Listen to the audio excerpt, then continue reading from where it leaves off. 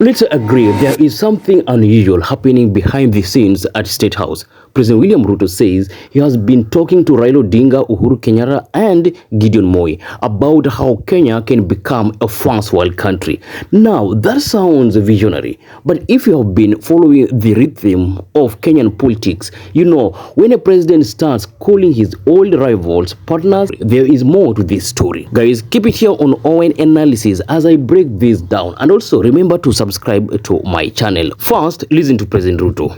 Gumza na viongozi wengi katika taifa letu la Kenya.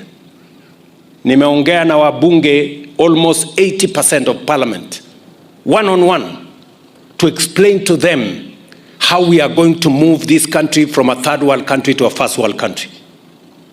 I have had a conversation with our former Prime Minister Raila Odinga on how we are going to move this country from a third world country to a first world country. I have engaged my brother, former President Uhuru Kenyatta, on how we are going to move this country from a third world country to a first world country.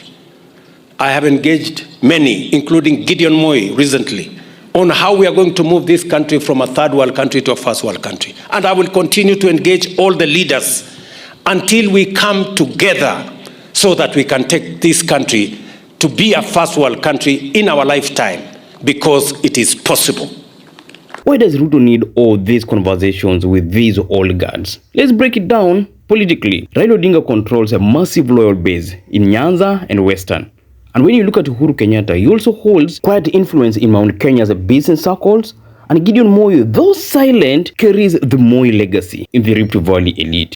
If Ruto brings all of them closer, he kills 3 birds just with one stone, where he will be able to achieve regional stability, elite buy-in, and fewer threats in 2027. I know these are political cousins, political brothers, political relatives, whatever name we want to give them. But here's the thing.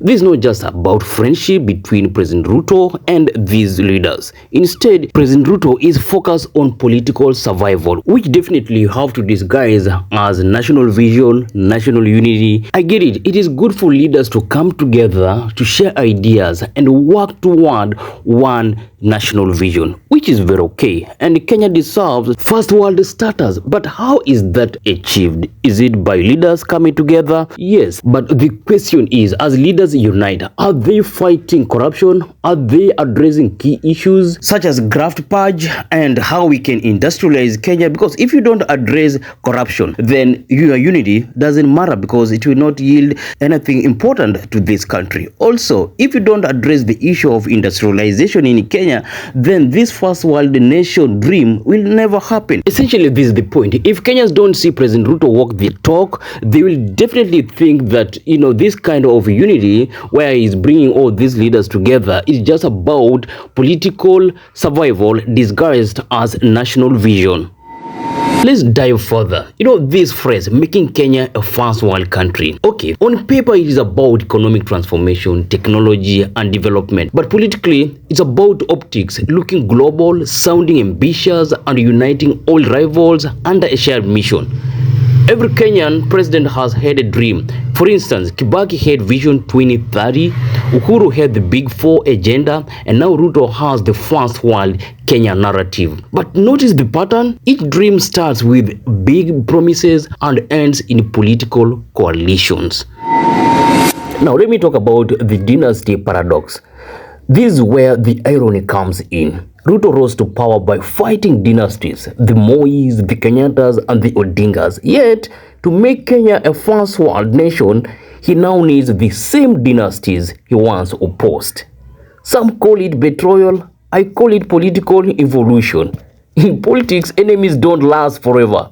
Interests do. And right now, those interests are aligning quietly in the political circles. Anyway, give it to President Ruto. He's someone who is so good at building a narrative, and for him, he believes in working even with those you disagree with. And we've seen it here. We've seen him shake hands with Raila, Uhuru and Gideon Moi. This is good for the country because it unites the country. But the big issue here is, can that lead to development that Kenyans desire? Again, is this really about transforming Kenya into a first world nation, or is it about building a political fortress ahead of 2027? Either way, the message is clear. Something is happening and Ruto is planning. And like most big moves in Kenyan politics, it starts quietly, then shakes the entire system later. Perhaps finally we shall have Ruto, Raila, Uhuru, and Gideon Moi working together for 2027. What do you think? Is President Ruto on course to unite the country and make Kenya the first African country, first world nation?